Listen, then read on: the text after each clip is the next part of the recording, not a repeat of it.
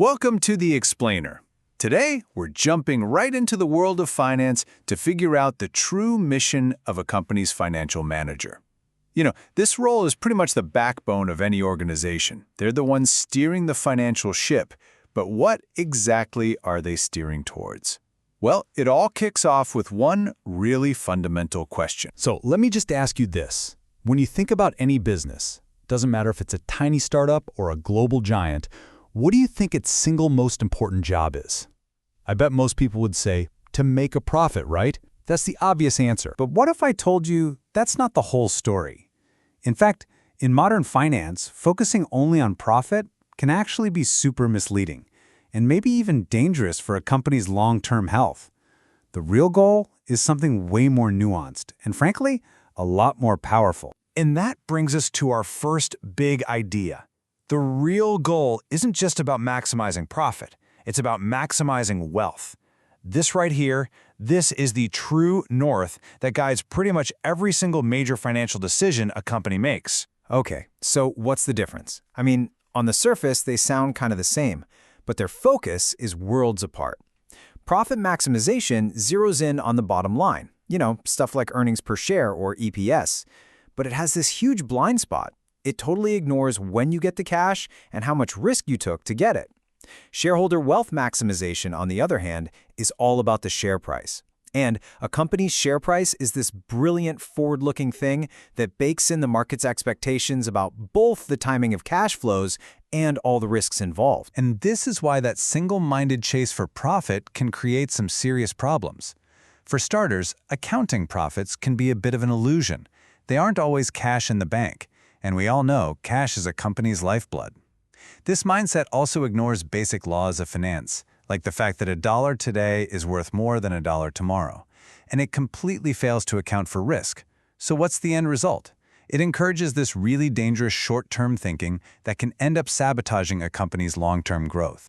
So this leads to a really simple but powerful filter for every single decision a manager has to make. It doesn't matter if they're launching a new product, building a factory, or buying another company.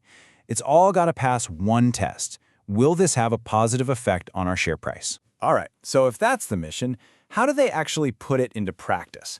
This isn't just about crunching numbers in a spreadsheet, Financial managers rely on a core toolkit of 3 key responsibilities to actually create that value. These core responsibilities really break down into 3 key areas. First up, you've got financial planning. This is all about forecasting and budgeting to figure out what the company's funding needs are going to be.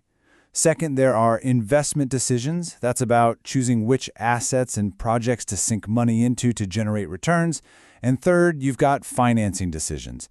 Basically figuring out the best way to pay for everything, whether that's through debt or by issuing new shares. But here's where it gets really, really interesting. A financial manager's job isn't just about money and assets. It's about people, and more specifically, it's about balancing the needs and wants of every single person who has a stake in the company's success. We call these groups stakeholders, and it's a really diverse crowd with interests that sometimes compete with each other. Of course, you have the shareholders who own the company, but you've also got the employees who run it, the customers who buy from it, the creditors who lend to it, and even the government and the community where it operates. And each of these groups wants something different. Shareholders, they want a return on their investment. Employees want job security. Customers need a stable supply of whatever the company's selling. Creditors just want to know they'll get paid back.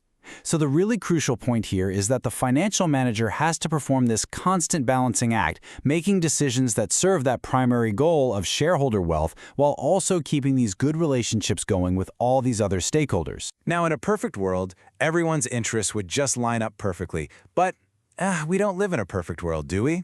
So what happens when the people running the company, the managers, have goals that actually clash with the owners, the shareholders? This conflict actually has a name. It's called the agency problem. It happens because managers, who are the agents, are hired to act on behalf of the shareholders. But they might get tempted to prioritize their own goals, right? Like a bigger bonus, better job security, or frankly, just an easier life, over the shareholders' goal of long-term wealth maximization.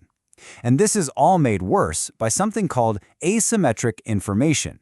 which is just a fancy way of saying the managers know way more about the company's inner workings than the outside shareholders do. And this isn't just some abstract theoretical problem. A textbook example is the case of Steinhoff International. As the source material explains, top executives were accused of basically cooking the books, inflating the company's value specifically to hide how much financial trouble it was really in.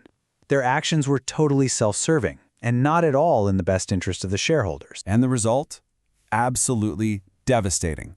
When the truth finally came out, Steinhoff's share value plummeted by over 60% in a single day. Billions in shareholder wealth were just wiped out. This is the agency problem in its most destructive form. So, how do we prevent this from happening? How do we keep managers focused on the company's true mission? Well, the answer lies in building strong financial guardrails, and those are rooted in ethics and some pretty smart incentives. One common tool is performance-related pay. The idea is to align the manager's financial interests with the shareholders. And on one hand, yeah, it can be a powerful motivator and help attract top talent. But it's a real double-edged sword. It can also lead to some unhealthy competition or cause employees to completely ignore important tasks that aren't directly tied to a bonus. At the end of the day, the most powerful guardrail isn't a bonus structure. It's a strong organization-wide code of ethics. And this isn't just some document that sits on a shelf. It's a living set of guiding principles, like the ones you see here from the Advisory Board Company's Code. Principles like acting with loyalty, complying with the law, being honest and fair, and maintaining confidentiality. These are the things that build a culture of trust and accountability that protects everyone involved. And that brings us to our final thought. The role of a financial manager is this constant negotiation between numbers and people, between short-term pressures and long-term value. So I'll leave you with this question to chew on. Whether you're a manager, an investor, or a customer, where do you draw the line between profit and principle? Thanks for joining us on The Explainer.